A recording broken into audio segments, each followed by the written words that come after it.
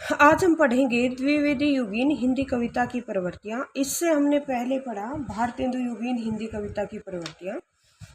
तो सबसे पहले हम बात करते हैं द्विवेदी युगीन जो हिंदी कविता है उसकी समय सीमा क्या है। तो द्विवेदी युगीन हिंदी कविता की जो समय सीमा है वो है सन 1900 से 1920 ईस्वी तक।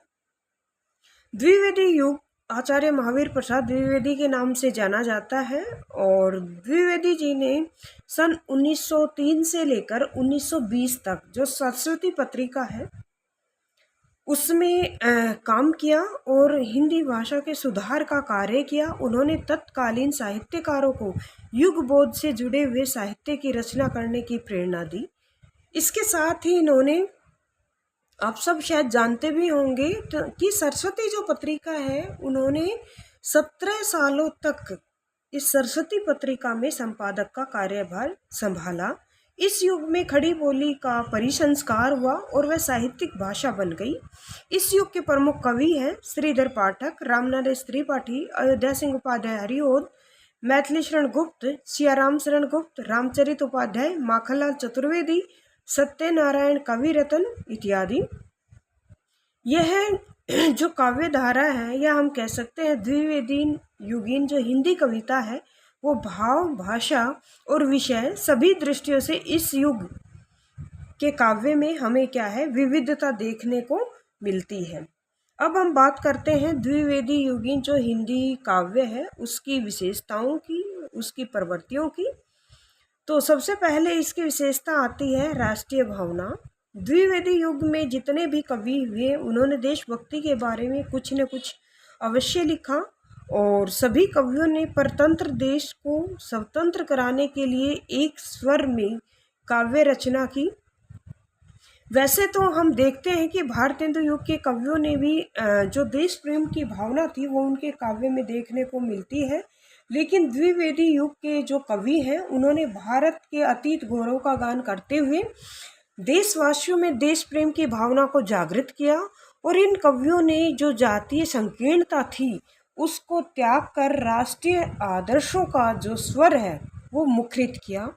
द्विवेदी युग के सभी कवि अपनी मातृभूमि के प्रति अपने हृदय का स्नेह अभिव्यक्त करते हुए हमें दिखाई देते हैं और इसका उदाहरण हम देख सकते हैं मैथिली शरण गुप्त की जो कविता है भारत भारती। उन्होंने भारत भारती कविता में जो भारत देश है या जो भारत माता है उसके अतीत का, वर्तमान का और भविष्य का गुणगान किया है कि भविष्य में वो कैसा रहने वाला है।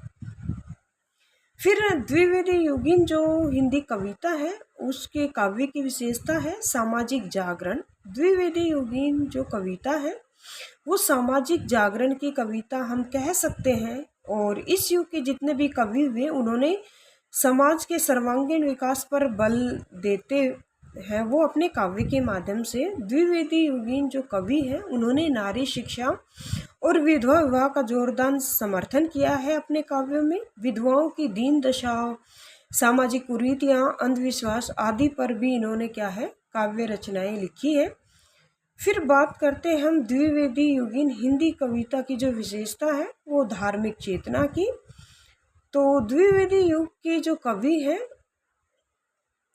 उनकी जो धार्मिक चेतना है वो अत्यधिक उदार और व्यापक है। ये कवि केवल राम, कृष्ण आदि का गुणगान ही नहीं करते बल्कि समूची जो मानव जाति है उसके कल्याण के बारे में चिंतन करते हैं। इस युग के कवियों का जो प्रेम है वो ईश्वर प्रेम ही नहीं बल्कि विश्व प्रेम के रूप को इन्होंने धारण किया और अपने काव्य में राम और जो कृष्ण है उसके आदर्श मानव के रूप में उनका क्या है वर्णन किया है। जिसका उदाहरण हम जो साकेत कविता है, साकेत जो काव्य है महाकाव्य हम कह सकते हैं मैथिली शरण गुप्त का, उसमें श्री राम भी कहते हैं संदेश यहाँ मैं नहीं स्वर्ग का लाया, इस धरती को ही क्या है स्वर्ग बनाने आया। तो किसके रूप में वर्णन किया है, एक साधारण मानव के रूप में मैथिली शरण गुप्त ने संदेश में या नहीं स्वर्ग का लाया कविता में श्री राम का वर्णन किया है।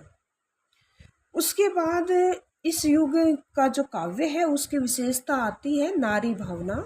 तो द्विवेदी युग के जो कवि हैं उन्होंने मुक्त कंठ से हम कह सकते हैं कि नारी का जो गरिमामयी रूप है उसको अपने काव्य में स्थान दिया है। इन कवियों ने अपने काव्य में नारी के उस उदात्त और महान रूप का भी चित्रण किया है।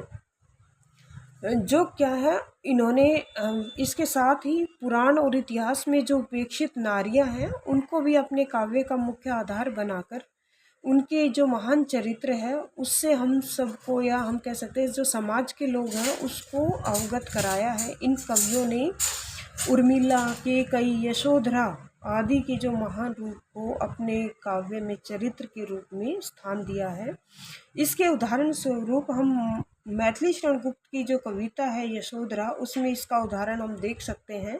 इसके बाद आता है प्रकृति वर्णन। तो द्विवेदी युगीन कवियों ने प्रकृति वर्णन में अत्यधिक रुचि ली और भारतेंदु युग में प्रकृति को कम स्थान मिला था, लेकिन इस युग के कवियों ने प्रकृति का जो वर्णन है आलंबन, उद्दीपन और मानवीकरण रूप में किया है। विशेष रूप से श्रीधर पाठक, रामनरेश त्रिपाठी और अयोध्या सिंह उपाध्याय हरिओद तथा मैथिली शरण गुप्त की जो रचनाएं हैं उनमें प्रकृति का जो वर्णन है वो सुंदर उदाहरण हम देख सकते हैं। हम देखते हैं कि जो अयोध्या सिंह उपाध्याय हरिओद की जो रचना है या महाकाव्य है प्रिय प्रवास, उसमें प्रकृति का बहुत ही सुंदर वर्णन हुआ है। दिवस का अवसान समीप था, गगन था कुछ लोहित हो चला, तरु शिखा पर थी अब राजती, कमलिनी कुल वल्लभ की प्रभा। इसके बाद द्विवेदी युगीन जो काव्य है, द्विवेदी युगीन जो कविता है उसकी विशेषता आती है इतिवृत्तात्मकता। तो द्विवेदी युग के जो कवि हैं या उनकी जो कविताएं हैं उसमें आदर्शवादी दृष्टिकोण और नीति की प्रधानता सर्वत्र देखी जा सकती है। इन कवियों ने अपने जो विषय चुने या विषयों का जो वर्णन किया उसे में इतिवृत्तात्मक जो शैली है उसको उपयुक्त माना, और इन्होंने पौराणिक और ऐतिहासिक जो आख्यान है उनका वर्णन करने के लिए भी क्या है, इतिवृत्तात्मक जो शैली है उसी को अपनाया।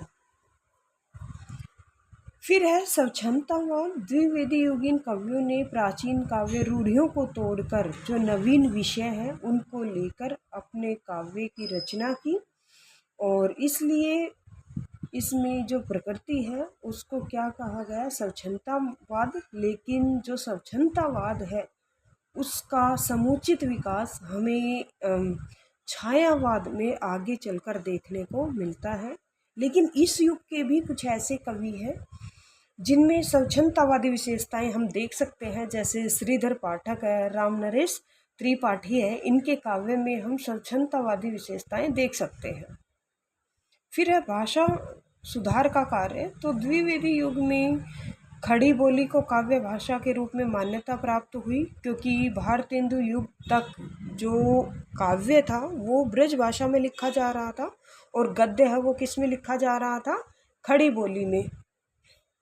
तो जो व्याकरण सम्मत और परिष्कृत हम कह सकते हैं खड़ी बोली का जो प्रयोग है वो किस में किया जाने लगा, द्विवेदी युग में। और किसकी सलाह पर किया जाने लगा, वो महावीर प्रसाद द्विवेदी की सलाह पर किया जाने लगा। और इस युग में जो सबसे ज़्यादा योगदान दिया वो अयोध्या सिंह उपाध्याय, मैथिली शरण गुप्त, गोपाल चरण सिंह ने विशेष योगदान दिया। किस में दिया, हिंदी भाषा के सुधार में। फिर हम बात करते हैं हास्य व्यंग की प्रवृत्ति। भारतेंदु युग में के काव्य में तो जो हास्य व्यंग था वो अधिक बल उस पर दिया गया था, लेकिन यत्र तत्र कहीं कहीं हमें जो द्विवेदी युग का जो काव्य है उसमें भी हमें हास्य व्यंग क्या है उसका प्रयोग हमें देखने को मिलता है। और दूसरा जो आचार्य महावीर प्रसाद द्विवेदी है उनके अनुशासन के कारण जो द्विवेदी युगीन कवि थे उन्होंने मर्यादित हास्य व्यंग का प्रयोग किया है। इस युग के कवियों ने सामाजिक कुरीतियों, धर्म आडंबर, विदेशी फैशन आदि पर जो करारे व्यंग किए हैं। फिर बात करें हम कला पक्ष की, तो काव्य रूप की दृष्टि से द्विवेदी युग काफ़ी हम उसको समृद्ध कह सकते हैं। इस युग में प्रिय प्रवास तथा साकेत जैसे सर्वश्रेष्ठ काव्य लिखे गए, तथा दूसरा रंग में भंग, जयद्रथ, वध, ये भी श्रेष्ठ क्या है, खंड काव्य भी लिखे गए। तो दूसरी तरफ मुकुटधर पांडे,